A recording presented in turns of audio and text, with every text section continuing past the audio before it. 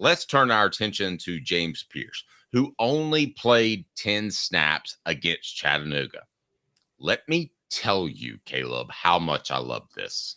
I have trouble putting it into words because obviously he was healthy. Obviously, he wasn't in any sort of trouble, so we don't have to question and wonder.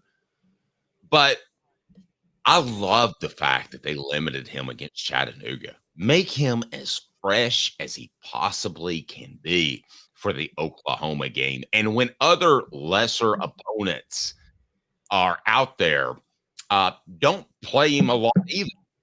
I love it from a scheme standpoint. I'm sure they've developed new ways to get James Pearce into the backfield. I love it from a he's fresh standpoint. They truly are thinking about playing 17 games. Now, that's almost impossible to do because if you won the SEC, then you would probably be in the top 4. But anyway. But you could lose the SEC. Then you would. If you lose the SEC, you can play 17 games. Okay, you're right. Well, they've dropped that number before. That's not just me. So Joey Halsley has said we're thinking about 17 games. Caleb, I love it. I mean, what does James Pearce need to do against Chattanooga for Tennessee to win and win big? What does James Pearce need to do against Chattanooga to help his draft stock? Absolutely nothing. So James Pearce might want to play. He might be bouncing on the sideline saying, I practiced the whole offseason. I want to get in there. But I'm saying kudos Josh Heupel, because I love this. Listen, he's an edge rusher, guys. He knows what to do. I have been told that his football IQ is incredibly high. This is not just a great athlete. I love it. I love it. And I think it is out of the ordinary and is atypical. People wouldn't have done this years ago, but now that they're doing it, or Josh Heupel's doing it, I absolutely love it, Caleb. Am I wrong?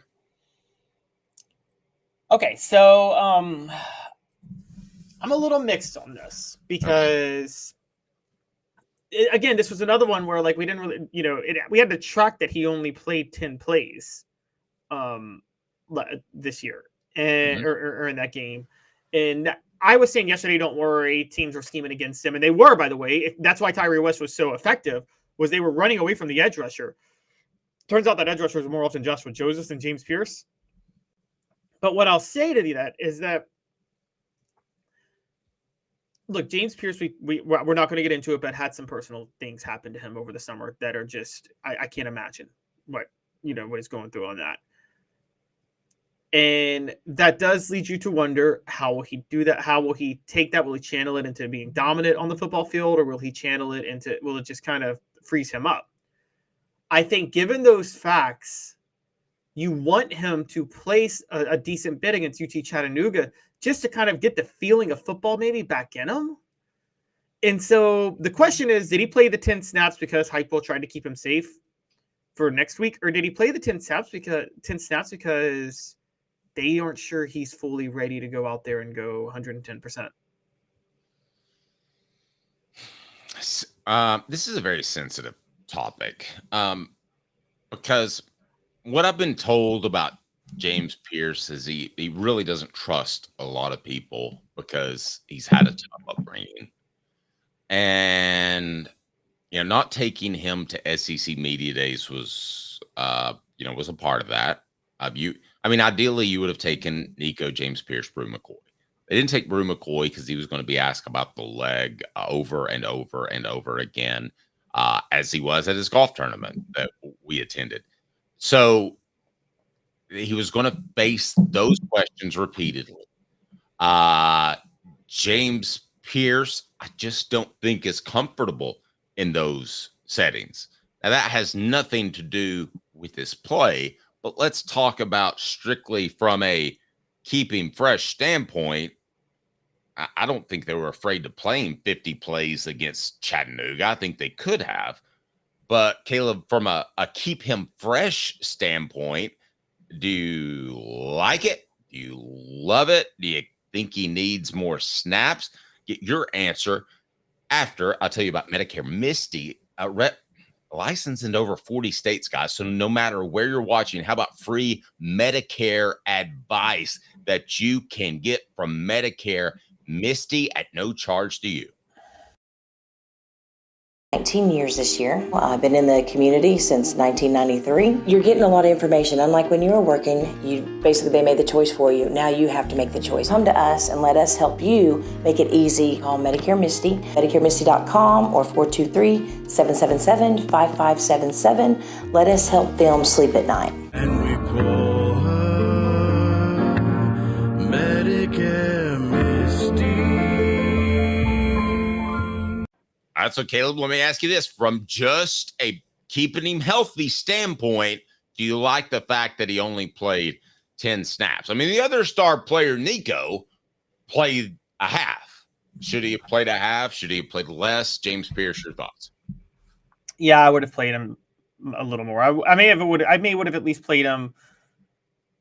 I don't know what the number was. It definitely would have been more than 10 snaps, though. Maybe not the whole half, but I think we all wanted to see James Pearce make an impact in some way, shape, or form. And I don't know. I just felt that I get it. Edge rusher is not quarterback. You do run the risk of getting hurt at edge rusher, but I still think he should have played more than 10 snaps. I think there's a lot of excitement about what he can do.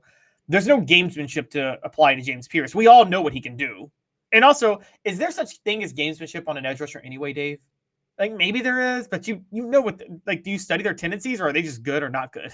Here's my theory. Here's my theory too, from watching, like, as far as does he need snaps? Are they doing some different blitz schemes and stuff like that? I'm sure they are. You change things from year to year. My theory is that he's the motor that runs the car on some of those things. Did you notice you didn't see a lot of twists and stunts against Chattanooga? It was basically they were playing them straight up. I mean, they weren't going to show anything against Chattanooga. So, excuse me. My theory is that, excuse me. So my theory is that when James Pearce is in the game, he's the motor that moves the car. So you base your stunts and twists off him because he's your natural winner more times than not. I'm not saying he never twists around and goes underneath and does something fancy, as Tim Banks loves to do. But Caleb, I think he's the straw that stirs the drink. So I think other people base it off him. So I don't think there's any scenario in which he wouldn't be ready to play from the neck up. Again, I want to repeat it. His football IQ, I have been told, is off the charts. So that's pretty strong too. He's not just a great athlete, Caleb, which is why I'll give the ultimate compliment. He needs to be a Dallas Cowboy. And that's the ultimate compliment I have for any college player. And that Love running back for Notre Dame, he needs to be a Dallas Cowboy. I've already picked a couple that I would like. Why are you trying to ruin these kids' futures, man? Why would you do that to them? Well, no, it's not bad for James Pearce because Pearce is young enough where he could live long enough that Jerry Jones could die and actually win a Super Bowl. I think Big D gets to your head playing for the Cowboys. The glam of it. It reminds me. I'm a Grizzly fan. Zach Randolph. Everybody wondered how he could have been so great when he went to Memphis when he struggled with issues his whole career before. I'm like, yeah, that's because he came from a rough area and then got drafted to play with the Jailblazers with Rasheed Wallace and David Stoudemire. Of course, Zach Randolph was going to have problems. That's what you're trying to wish on James Pearce. Okay, they're not like they used to be. Oh, come on. I feel like they kind of are still. They still have their issues. You ever wonder what some of those conversations, because for those that don't know, they had a White House and they called it the White House, and you could see it from the practice field, and they all went in on a house so that they could, do hookers and blow. I mean, that's pretty much what it was all about. Well, and then you think it died with him, but 20 years later, Joseph Randall's out here getting arrested for shoplifting underwear and cologne, and then getting an endorsement deal with MeUndies for it. I don't know why you got to go steal underwear and cologne real quick, but it sounds like he was trying to cover something up and was in a rush. But I hadn't thought about that. Yeah, I know, Steve. I'm sorry. I love the Cowboys. Yeah, they sober up. I haven't been hitting the bottle this morning yet, but when you were raised in Knoxville, you had 4 choices. It was Dolphins, Raiders, Cowboys, Steelers, because they were on TV all the time. And you pretty much chose from those. Those were before the Titans, or I'm sure I would have grown up a Titans fan, but you had the 4 to choose from. And I want to tell you that I didn't choose them because they were America's best team. I chose them based off the Dwight Clark catch, and I wanted Dallas to win that game, and I felt so bad for them.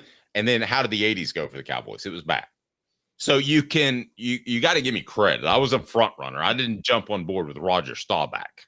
No, you actually, it's funny. You picked up teams that were like, you would have been a front runner if you became a fan in the 90s, but you picked them up in the 80s. In the 80s, Cowboys when they weren't good. Like, you picked up the Yankees when they weren't good too. I know. I love Don Mattingly. I thought he was so cool. All right. We might ask that. Our new poll question might be, who's the coolest Tennessee football player? And I'm going to include Nico in that. Travis says he was a Bo Jackson fan. I got to get back to that book. I got about